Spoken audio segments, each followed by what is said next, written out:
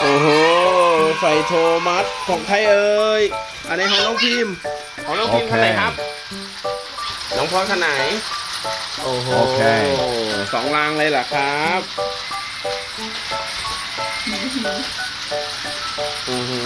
สวัสดีครับเพื่อนๆก่อนสวัสดีครับโอ้โหวันนี้พี่พรมีอะไรมาโชว์รถไฟนี่ไงรถไฟมีไฟด้วยโอ้โหพร้อมได้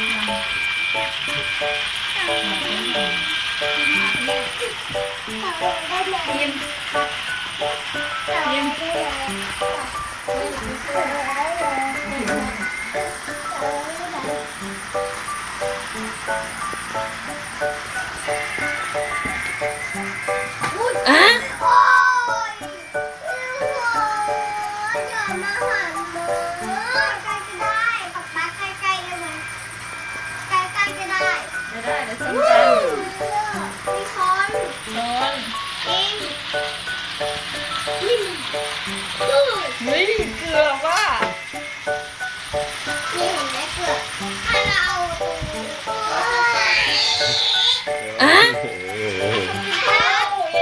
น้องพิมพ์ชนะ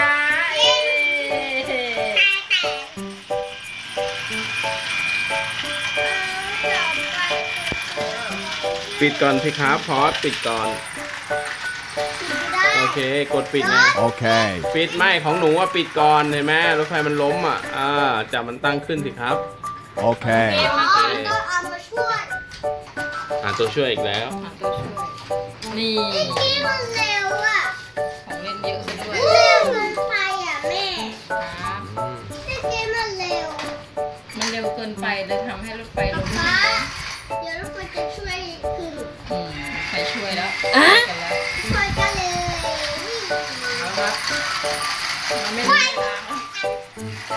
หลุดราง ปิดก่อนเอามาลงปิดก่อนเลยครับรถไฟล้มแล้วฮะปิดเลย อ๋อรถไฟมันทำอย่างนี้ใช่ไหมปิดเลยรถไฟล้มแล้วป๊ารถไฟมันทำอย่างนี้ใช่ไหมใช่แล้วมันต่อเป็นรางเดียวกันได้ไหมไม่ได้ได้ก็เป็นรางใหญ่ไงดูนิ้วชี้ใหญ่ขึ้นมันทำอย่างนี้ใช่ไหมรถไฟมันทำอย่างนี้ใช่ไหมอยากขยับไปน้ำพิมพ์ชนะครับใช่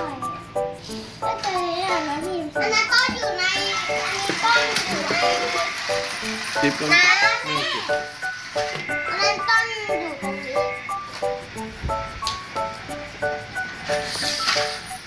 อันที่ลงแล้วใช่ไหมใช่ค่ะอันนั้นมันลงที่โคนใช่ไหมใช่ค่ะมันต้องล้างใช่ไหมใช่ค่ะล้างไม่ยากเลยโดนน้ำไม่ได้แล้วตอนนี้เรียนให้ขันเยอะเลยไอ้เนี่ยรถไฟแล้วก็มาข้างหน้าเฮ้ยทันปิดทวิตก่อนสิลูกก่อนไข่มันออกมาโอเคโอเคน้องพิมพ์ชนะเหรอ น้องพิมพ์ชนะเหรอชนะได้ไง ใช่